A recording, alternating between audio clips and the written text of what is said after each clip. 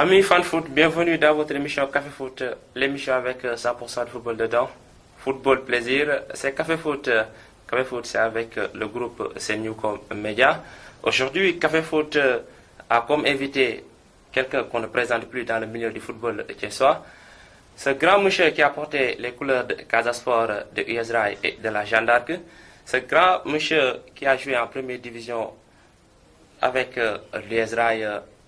à Thiès. Et c'est aujourd'hui, c'est monsieur qu'on a l'honneur et le plaisir de recevoir sur ce plateau. Donc, il s'agit bien de monsieur Matar Diop di Mahou. Salaamaaleykum Matar. maaleykum salaam. maa ngi rafetlu bu baax sa teewaay ci émission bi surtout di remercier aussi ci disponibilité bi nga am quoi. Merci. Donc Matar dama lay bàyyi rek ak mbokk ñi seetaan donc nga wax leen ne yow yaay kan nga wax ñu sa jaar-jaar ci football bi tamit. waaw jërëjëf auditeuru Café Foot man maay Matar Diop ancien joueur u Casa Sport ancien joueur de l'Union Sportive du Rail et ancien joueur de la Jeanne d'Arc de Dakar. Thiès laa dëkk fii laa yaroo fii laa débuté ci nawetaan laa jógee je suis un pur produit du nawetaan laa jógee en 82 j'ai été le meilleur buteur de la région de Thiès pour avoir marqué 32 buts ci la ma Casa Sport recruté yóbbu ma Casa Sport bi ma demee Casa Sport aussi j'ai participé naa ci ñaari compétition africaine benn bi c'était à Bissau contre Oudip benn bi c'était à Koumassi contre le Sekondi Azaka donc loolu daal laa la mën a wax gum ci li nga xam ne noonu la sama carrière football daal dépendre waaw. bon ñu gis ni yaa ngi débuté ak Casa Sport donc est-ce que mën nga ñoo nettali foofu da nga fa doon dundee est-ce que métti woon na parce que yombul woon nga jógee Thiès dem Casa Sport te jamono jooju Casa Sport xatoon na xat goo xamante ni yombul woon na football donc sa talent moo la mayoon nga dem foofu ak lan la quoi. waaw boo gisee bi may dem Casa Sport amoon naa yeneen i proposition mais lu tax ma choisir Casa Sport dafa fekk année boobu en 83 Casa Sport jëloon deuxième championnat derrière la SIB de Diourbel donc qualifié woon coupe UFOA donc pour man challenge la woon ab jour bu jógee ci nawetaan rek pour dem jouer ji coupe d'Afrique ndax loolu musuloon a am da nga daan di jóge nawetaan jaar ci club yi 2 ans 3 ans doog a jouer ji coupe d'Afrique mais jóge ci nawetaan rek dem jouer ji coupe d'Afrique pour man occasion la woon moo taxoon ma sauté ci première occasion bi dem Casa Sport bi ma demee tamit yombul woon parce que équipe bu jël deuxième championnat nekkoon meilleure attaque championnat saison boobu nga nekk attaquant boo xam ne mosoo jouer première division war faa dem fekk fa des attaquants yoo xam ne maanaam li ñu dugaloon ci biir si benn saison bari na yombul woon waaye nag nit damaa gëmoon sama bopp gëmoon sama talent xamoon aussi ci ban école laa jóge woon parce que maa ngi jóge woon ci école de football bu ñuy wax Thiès étudiant club muy teg mu nekkoon équipe boo xam ne ay entraîneurs yu xarañ fa nekkoon amoon ay dirigeants yu xarañ yoo xam ne ci lépp lañ ñu tàggatoon nañ ci administration tàggat ñu ci football donc bi ma demee Casa Sport tamit bi ma ñëwee xool naa leen seetaan leen ñu football ma xam ne fii su ma patient wee dinaa football ndax championnat xam nga du ñaari match du ñetti match championnat presque 7 mois la wala 6 mois bi ma ñëwee tamit di entraîner yombul woon de ndax bi may jógee fii yaakaaru Thiès laa woon bi may jógee fii ñëpp dañ ne kii bu demee dina jouer ma dem Casa Sport ñëw ñu jouer juróom-ñetti journée championnat mënumaa dugg sax ci 16 ba Thiès ku ne di ma woo naan ma loo fay def comme doo jouer ñibbisil boo ñibbisee nga dem Jaraaf di nga jouer wala nga dem GA ma ne leen déedéet bàyyi leen ma rek ma toog xaar ndax occasion du ñàkk te gëm naa sama bopp wóolu naa sama bopp te am naa talent te bés bu occasion bi présenté woo bu ma duggee yéen Thiès di ngeen ko fàtte parce que dootuma génnati yàlla def at moomu nekk at mu tombeek tournoi Amilcar Cabral nag boo ko déggee Amilcar Cabral Bissau Guinéen la bi Casa Sport amee juróom-ñetti jours yu ñu convoqué équipe nationale Sénégal ah ñu dem Casa Sport am match bu ma waroon a jouer match amical bu ma waroon a jouer à Bissau ah ci dama entraîneur bi woo daal di may jël pour ma mottali équipe bu Casa Sport bi waroon na dem Bissau ah bi ma demee Bissau tamit xëy na match bu njëkk bi comme gan laa woon wóoluwuñu ma woon ñu def ma remplaçant ba match bi jeex dugguma ñu gagné ñu 1-0 ci suba ga tamit ñu waroon a jouer équipe nationale réserve espoir bu Bissau ah foofu nag lañ ma waroon a essayé mais bañ ma dugalee tamit ah match boobu de benn but ci ñaari but ci amoon ci match ba maa ko dugal foofu nag la sama carrière ci Casa Sport commencé waaw. waaw foofu la sama carrière Casa Sport commencé foofu laa gëj a génn tamit ci équipe bu Casa Sport bi parce que gëmoon naa sama bopp xamoon naa ne aussi am naa ay qualité te xamoon naa ne aussi fa ma jógee aussi ñëpp amoon nañu yaakaar ci man donc waruma woon a pour décevoir ñi nga xam ne ñoom laa bàyyi woon fii Thiès ba ma ñëwee tamit match boobu ba ma jibis bi ñu jógee Bissau ñibbisi tamit ah match bi Casa Sport njëkk a joué contre Jaraaf dañ maa dugal Demba Diop ma nekk lu tuuti keroog tamit match ba def naa grand match dugaluma nag mais def naa grand match ñu match ñu la Jaraaf ba ñu ñibbee Ziguinchor tamit semaine ba ca topp ñu dajeek équipe bu ñuy wax Mbossé de Kaolack ma ñëwaat entraîneur bi amaat confiance ci man dafaat ma titulaire ma dugg match boobu nag mën naa ne moo lancé sama carrière ci Casa Sport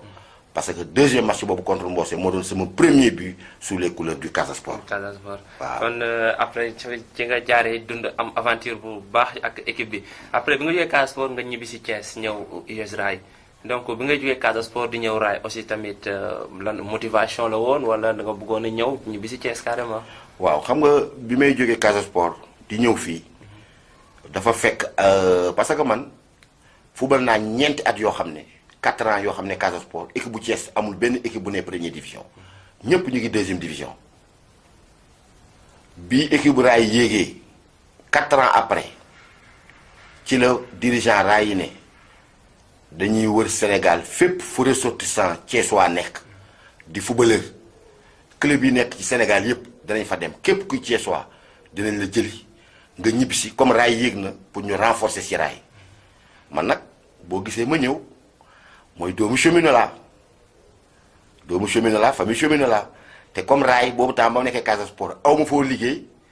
ah ma amoon yaakaar ne comme man sama famille yëpp ay cheminot lañu te Rail équipe la boo xam ne jamono yooyu chemin de fer a ko yoroon ma ne ah naa ñibbi xëy na comme li ma doon wut fii aw ma ko fi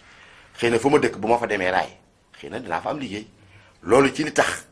ma gën a ñibbisi ci la bokk bi may ñëw nag du man rek maa ñëw parce que du man rek maa nekkoon ci équipe bu Casa Sport boobu dëkk Thiès ñu ñett lañ fa woon am na ku ñuy wax Abdourahmane Diallo international la woon moom it dafa ànd ak man ñibbisi am na keneen ku ñuy wax Badara Ndiaye bu dëkk Mbour moom it stade de Mbour la jógoon dem Casa Sport moom it dafa ànd ak man ñun ñëpp ñu ñëw Rail parce que ki ma jël si tamit pour ma ñëw Rail kooku moo ma yoroon ba may débuté équipe bu ñuy wax teg comme ni ma la wax rek Thiès étudiant club muy Momar Thioune moom nag moo ñëw jël si ma ak Abdourahmane Ndiaye ma Abdourahmane Diallo ak Badara Ndiaye pour ñu ñibbisi renforcer ci Rail loolu moo ma indi Rail. d'accord nga gis ni nga ñëw football Rail nga delluwaat Jeanne d'Arc donc tamit bi ngay jógewaat Rail di dem Jeanne d'Arc aussi tamit lu ko waraloon aussi tamit. waaw xam nga bi ma jógee Casa Sport ñëw Rail Casa Sport dafa di équipe boo xam ne mën naa ne ab religion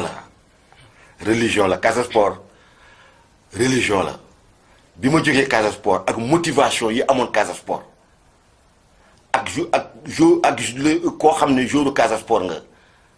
ni waa Ziguinchor xamee valeur joueur jox cër joueur bi ma ñëwee Rail gisuma ko ma xam ne su ma continuer Rail dinaa dem ba dootuma amati amour football parce que yëg-yëg ba ma dirigeant Casa Sport yi yëgoon ambiance bi am au sein du Casa Sport ak choralu Casa Sport le troupe bu Bakalama de Thionkesil du ñàkk yaa ngi saan match Casa Sport Thiès yooyu yëpp bi ma ñëwee fii Rail dafa am loo xam ne daf maa xawoon a manqué. manque de motivation quoi. amuloon motivation ma toog daal ba ci yàgg mu am sama benn xarit bu ñuy wax Bayti Samb bu daan football Mbossé nekk Jeanne d'Arc mu woo ma ne ma Matar mu ne ma Jeanne d'Arc amuñu latéral droit te su ma sañoon nga ñëw sama wet. ah bi ma waxee loolu ma ne ko man actuellement nii li ma dese sama carrière football bareetul maa ngi jëm mag parce que footballeur timide boo xësee ba atteindre 30 ans rek presque mën nañ ne tu es à la retraite parce que Sénégal loolu la ñu gëm fii dañ naan waa ji màgget la ma ne ko nag ah dinaa tenter chance ñëw mais su ma gisul foofu timide la may wut damay def rek comme ne ma defoon kooku moo wax la ne lu ko Bayti Samb boobu moo ma indi Jeanne d'Arc ba ma ñëwee Jeanne d'Arc football fa ñaari saison gisuma fa aussi li ma yaakaaroon damaa dellusiwaat ñibbi si Thiès bi ma ñibbisee Thiès nag nangootuma woon a football am na ci sax ñoo xam ne demoon nañ ba mere ma bu ñu ma rombee duñ ma nuyu parce que nit kii nekk ci digg dooleem war a football mu lànk ne dootul football ci ma bàyyi parce que aussi boo nekkee ci dara di ko def te mënoo ci am dara da ngay seeti feneen ci laa teel a nag bàyyi daal di teel a dem defi formation pour nekk un entraîneur ci laa dem defi examen am sama diplôme premier degré waaw nekk entraîneur. waaw dañuy fàttali rek yow tamit aussi tamit am nga jaar-jaar ci entraîneur fii Thiès tamit parce que kuy seetaan football Thiès tamit xam na ni preuve yi nga def ci en tant que coach ci équipe bi. donc ci loolu la ñuy jógee rek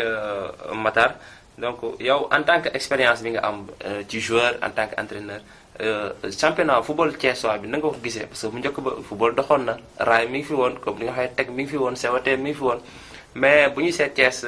équipe yooyu yëpp maanaam daanu nañ léegi pour yow lan moo waral football thiessois boobu dellu ginnaaw. waaw footballu Thiès li ko delloo ginnaaw du dara lu dul ñàkk ay dirigeant footballu Thiès amatul dirigeant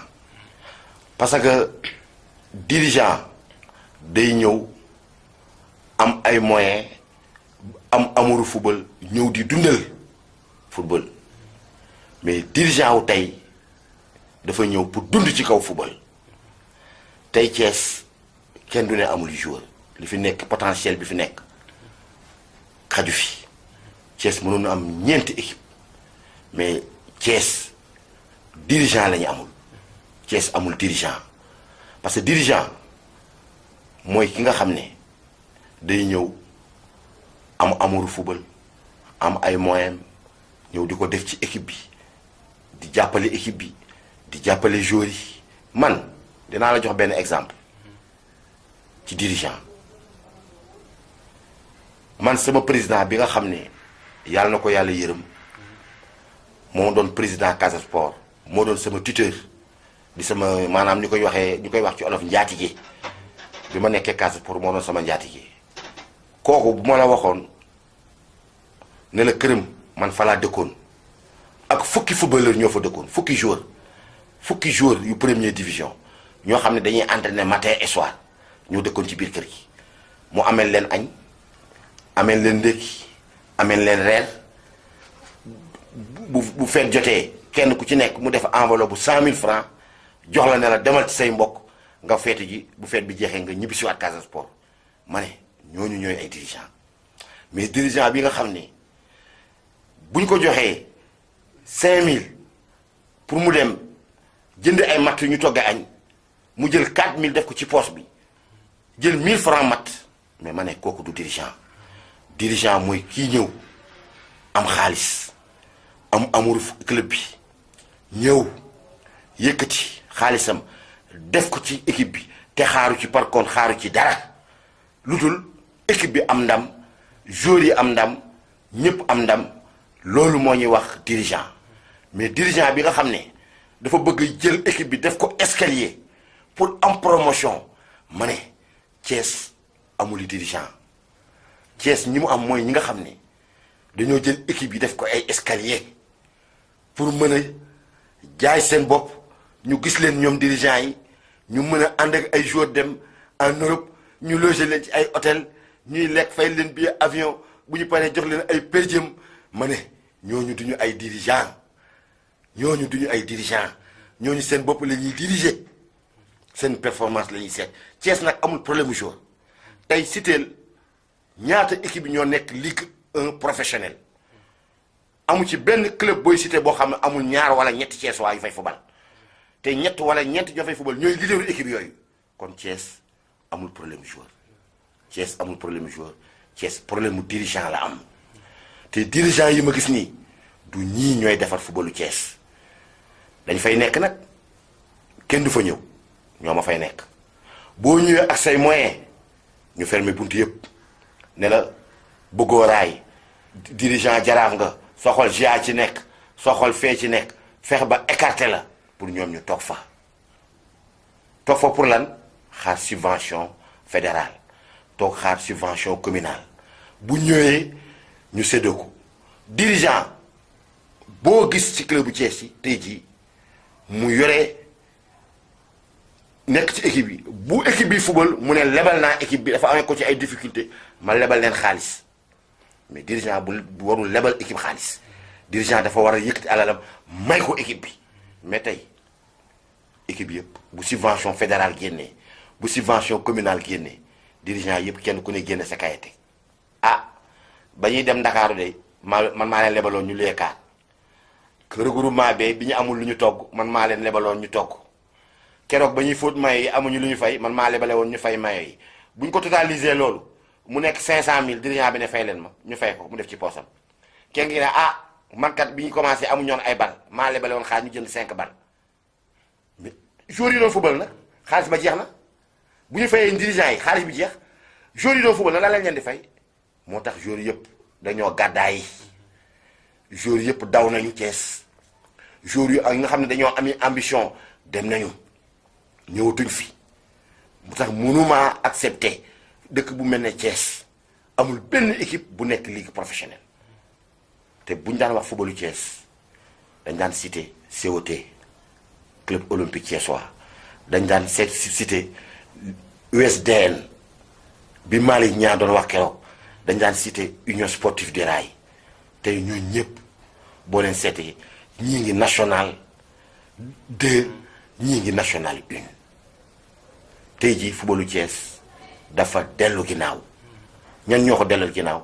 dirigeant wu footballu Thiès yi ñoo delloo Thiès ginnaaw waaw loolu daal laa la mën a wax gum ci affaire footballu Thiès. donc kon gis nga est-ce que jotul comme yow ni nga xam parce que nee nga bi nga nekkee Casa Sport dañ leen a jëli fépp pour ressortissant Thiès waa ne ñu jëli ko indi ko ci équipe bi mais est-ce que jotul tey jii ñu defar campagne boobu defaraat équipe yi fépp fu jour Thiès nekk parce que li nga wax rek dañ koy confirmer parce que mënoo dem ci benn équipe te doo fekk Thiès waa te donc Thiès vraiment teeru football la donc parce que Thiès warta mën a ñàkk équipe bu mag parce que booy seet comme équipe professionnelle bi nga wax benn équipe lañ fi am muy Seneps bu Thiès yi des yëpp ñu ngi en division inférieure kon donc est-ce que jotul ñu defaraat équipe bi jëli fépp pour doomu Thiès ne motiver leen ñu toog ngir ñu soqali football bi mais loolu mooy yoon loolu mooy dëgg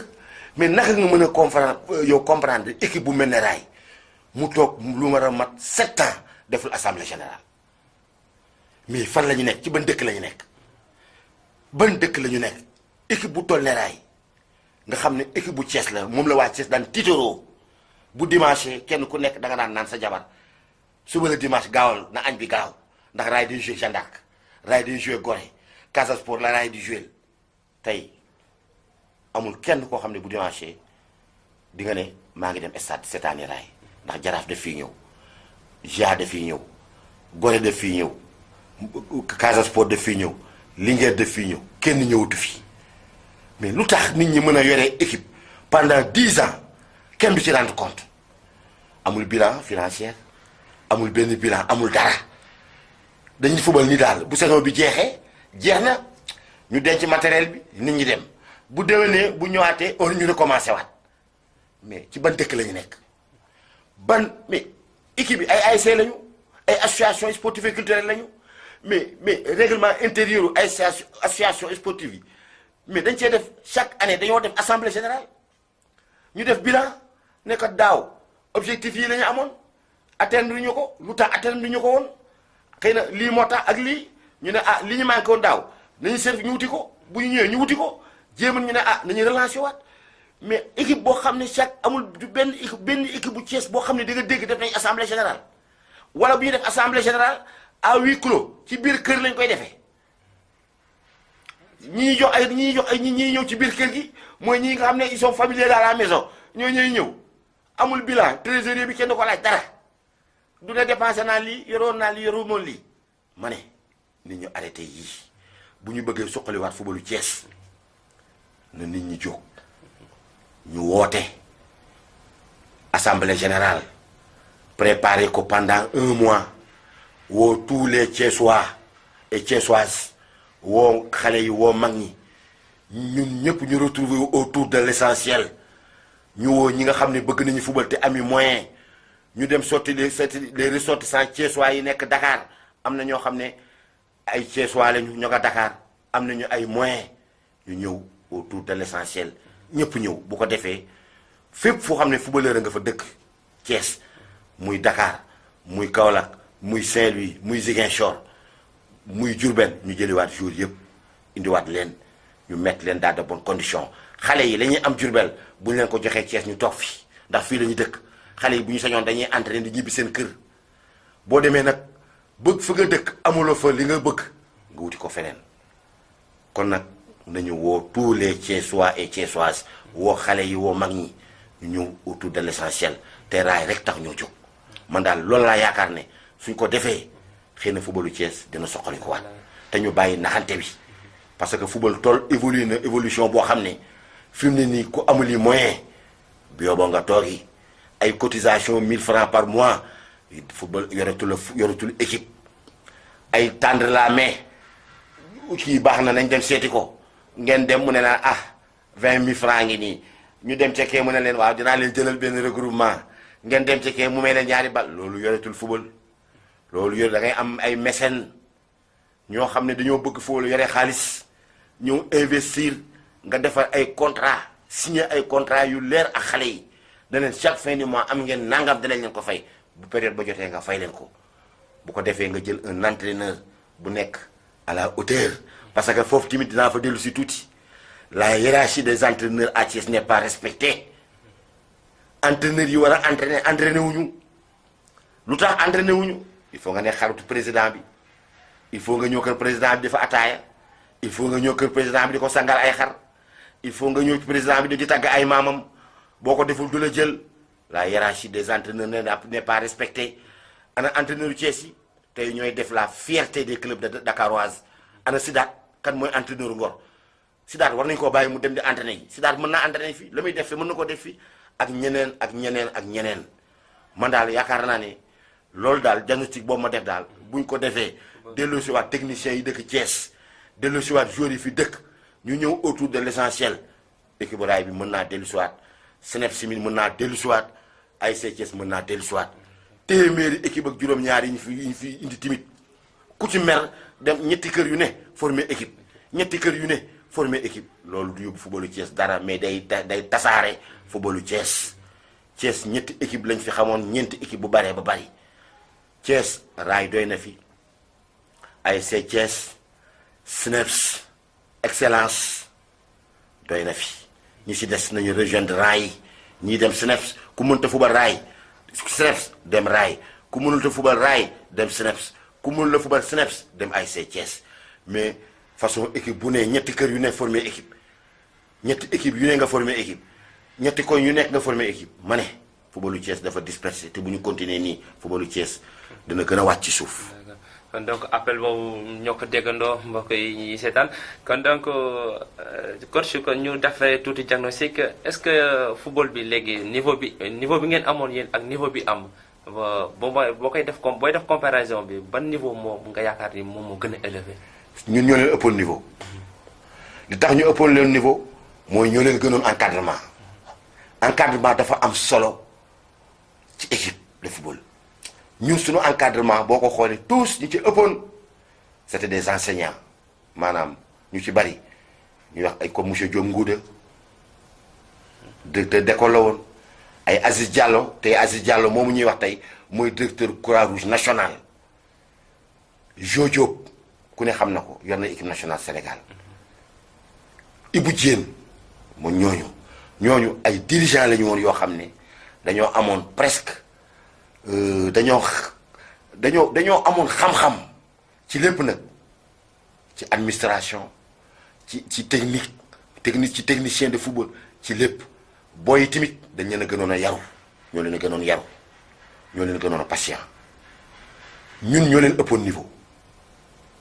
li tax ñu ëpp leen niveau mooy ñoo leen gënoon a nangu ñun dañ daan ñëw entraînement ñu dàq la nga ñibbi doo wax doo ci teg baat ba ñu woowaat la nga ñëw buñ ñu musaan wax entraînement 4 heures ñun dañ daan yàkkamti ku sa yaay yónni sax da ngay xëy le matin daw gaaw le matin ngay dem yóbbante yi pour que 3 heures fekk la fa looloo tax ñun ñoo leen ëppoon volume d'entraînement ñoo leen ko ëppoon looloo taxoon ñu ëppoon leen niveau ba pare aussi entraîneurs yooyu ñu yoroon aussi dañoo nekkoon ay entraîneurs yu xarañ ba pare aussi suñu équipe yooyu dañoo amoon ni moyen jamono yooyu teg boo ko jëlee kaawu teg presque matériel u Thiès jamono yooyu SNEPS boo déggee ñuy wax teg Thiès étudiant club boo ko déggee ñu koy wax ñu tuddewoon ko Thiès étudiant club mooy ñi ci daan football mooy élèves ñi nekkoon formation SNEPS mooy ñi nekkoon école William Ponty école bu ñu daan formé enseignants yi ñooñu moo taxoon ñu tuddee ko Thiès étudiant ñooñu lañu daan woowee étudiant mooy étudiants yi nekkoon SNEPS ak étudiants yi nekkoon école normale def nekk instituteur formation instituteur looloo taxoon ngay dégg ñu naan Thiès étudiant club plus civil de kon Thiès te vraiment jamono yooyu ndam lu ne Thiès am na ko ci football ndam lu ne teg tenir na fi Jaraaf en échec à Dakar après 120 minutes de jeu te équipe bu Jaraaf boobu c'était le grand Jaraaf des Ndofène Fall des Mbaye Fall ñu yoroon équipe bu teg boo xam ne même jour yi kenn xamu leen woon keroog leneen bi ñu leen njëkkee yóbbu Dakar Demba Diop ci la leen waa Dakar di soog a découvrir donc nga gis ne kon ñun ak ñoom suñuy temps bokkul woon ndax ñun ñoo leen gënoon discipliné moom laa la wax rek ñoo leen gënoon yaru boo yi nag léegi tey yarootuñu ba pare yàkkamti nañu te football doo xëy rek nekk footballeur tey jii boo duggee école fan nga jëm CI boo demee boo duggee alxuraan dañ naan na icc mosoo gis kenn ku dugg école rek ñu yóbbu la CM2 booy nag dañuy bëgg ñoo dem CM2 looloo tax ñun ñu ëppoon leen niveau parce que ñun dañoo nangoo woon a jàng ñun dañ daan ñëw fu dara nekkul dara ñu ñuy defal ABC ñu jàng ABC ba mu mokk ñu jógee ABC ñu yóbbu ñu feneen ñu jàng ba mu mokk ñun dañoo def ku mel ne man damaa def cycle normal ndax damaa jaar minime jaar cadet jaar junior jaar senior bi may ñëw senior boobu li olof yi naan mokkal naa moo tax ba may dem ba tàggu di dem Casa Sport dirigeant yi dañ ma ne demal foo dem da nga joué ndax mokkal nga foo dem di nga joué booy yi léegi nag dañoo bëgg a football xëy rek dem CM2 te jànguñu ABC football looloo indi problème bi looloo tax amuñu niveau ñenn ñi c'est des purs produits du nawetaan mais nawetaan nee naa leen du référence ci footballu Sénégal nawetaan Sénégal rek la am FIFA xamul nawetaan UEFA xamul nawetaan CAF xamul nawetaan boo génnee frontière u Sénégal diggante Sénégal jëm Mali boo génnee Kidira dugg Diboli xamuñu nawetaan boo génnee Sénégal jëm Gambie boo duggee Farafeñe xamuñu nawetaan boo génnee Sénégal dem Saint-Louis dugg Nouakchott xamuñu nawetaan du référence ci football te dinaa leen xamal leen lu gën a yàq footballu Sénégal nawetaan ci la bokk xale yi léegi nangootu ñoo dem football ci club yi ndax am na lu bari lu am ci nawetaan yow xam nga bu baax li may wax ndax entraîneur nawetaan nga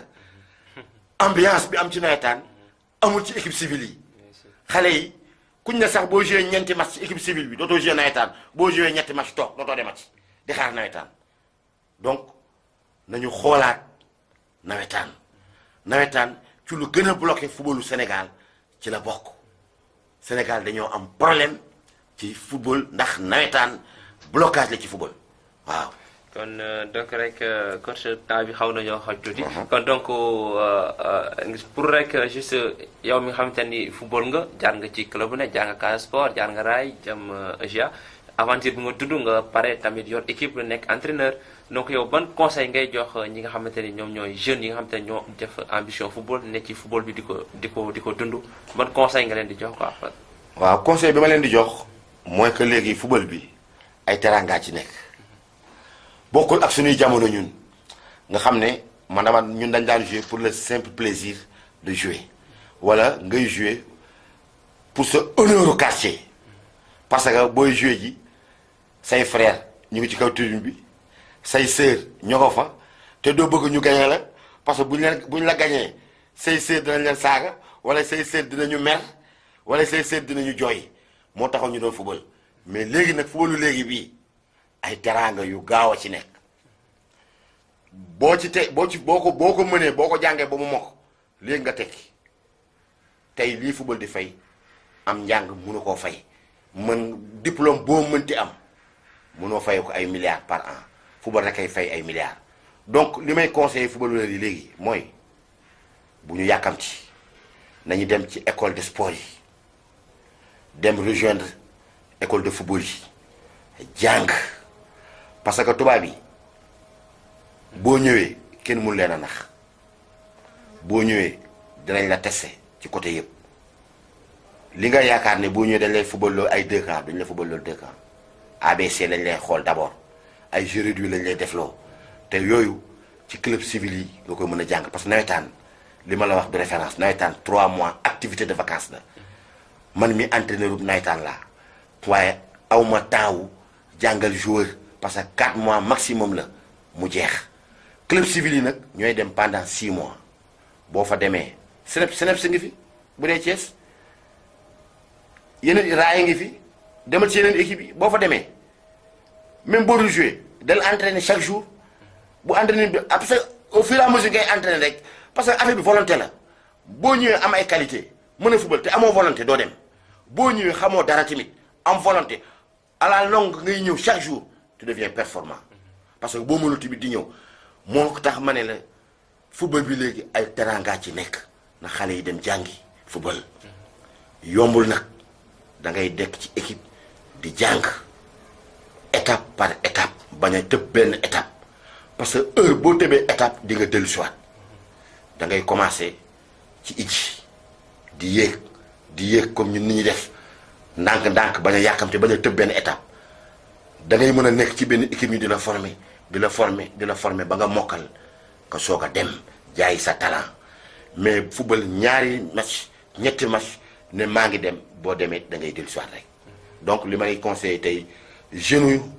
Sénégal yëpp laay wax en particulier les jeunes de la région de Thiès sama dëkk parce que dama régionaliste mooy que nañu dem dans les clubs civils football yi bu ñu demee encadreur yaa nga fa technicien yaa nga fa ñu ànd ak seen discipline déglu gars yi seen i dirigeants li ñu leen di wax toog entraîner ñoom bañ a yàkkamti parce que football timit il faut nga teel a dem à bas âge les parents timit dinaa laan lancer un appel que xale yi ñu bañ leen di leen tere ñuy dem ci école de football yi parce que partout dans le monde tey foo dem dañuy def sport et études te xale bi ci li mu bëgg-bëggam ci nga ko mën a yar pour mu mën a jàng parce que xale bi bu dee football la bëgg nga ne ko boo amul note bu baax doo dem entraînement bu demee école dina jàng bu baax pour am note pour mën a dem entraînement donc appel boobu laa amoon bu may lancé ci parents yi que ñu bañ a tere xale yi ñuy dem ci école de sport yi parce que sport étude partout dans le monde boo fa demee dañuy def sport et étude donc loolu laa amoon lu may lancé pour la jeunesse de Thiès di ko lancé aussi les parents ak ñëpp pour ñu bàyyi xale yi ñu rejoindre les centres de formation.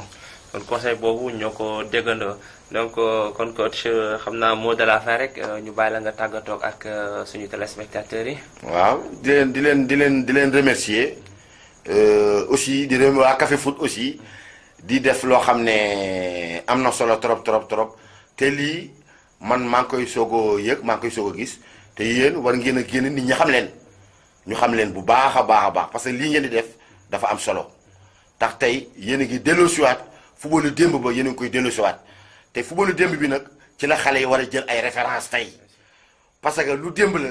ci ngay préparé tey ji ci la xale yi préparé wu donc lii ngeen di def nii war ngeen a génn te am naa samay yeneen i morom tamit samay yeneen i collègues ñoo xam ne tamit vraiment su ma fi jógee dinaa ci waxtaan ak ñoom pour ñu jege si leen jege ci yéen ngeen gën a xam ñu nit ñi gën a xam waa Thiès gën a xam Café Foot même bu doon sax da ngeen di organiser ay manifestations yoo xam ne da ngeen koy def ci yenn place yu mag ngeen invité ñëpp ñu ñëw tous les anciens footballeurs